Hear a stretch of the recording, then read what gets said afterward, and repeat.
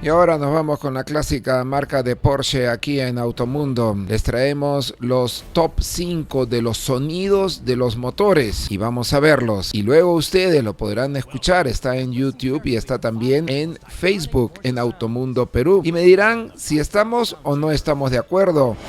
Number 5.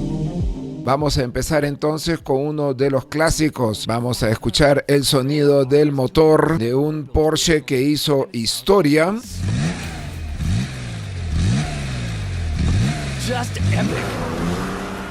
Y este de acá fue el que marcó como 911, porque hay otros autos y modelos en el top 5, entonces el Carrera. Luego reconstruyeron más de 1000 de ellos porque tuvo un gran éxito la edición original. Number 4. Número 4, un clásico. Si ven México y carrera panamericana, eso es porque el papá de Tomás López Rocha fue el que corrió este auto, el 356. Escuchemos. Este es el Spider. The sound of the Spider is unmistakable. Ahí está el sonido, es todo de aluminio el motor con una caja de 4 sincronizada. Ahí por eso tiene la carrera panamericana, 1.5 litros.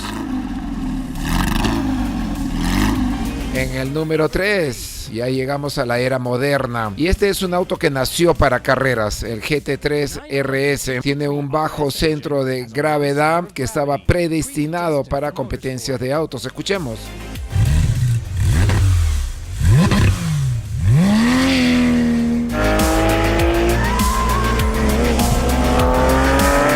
Number 2. Y este es el 918 Spider. Sound of the 918 Spider. Es 4.6, 8 cilindros con 2 motores eléctricos tanto en el eje delantero como trasero. 887 caballos de fuerza. Y ponen de número 1 a un modelo que es el Carrera GT. Este auto tenía unos problemas con la caja de cambios y sobre todo con el embrague. Escuchemos, 612 caballos de fuerza.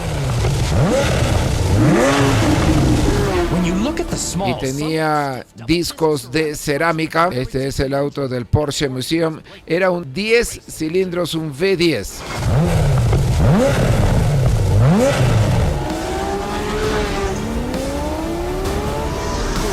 Yo me quedo con el 906, el Carrera 6 que corrió Chachi en las 6 horas peruanas. Ese sonido y con el tacómetro mecánico, ese es también para escucharlo. Y ustedes, conocentes automundistas, ¿qué piensan? Estamos en Automundo.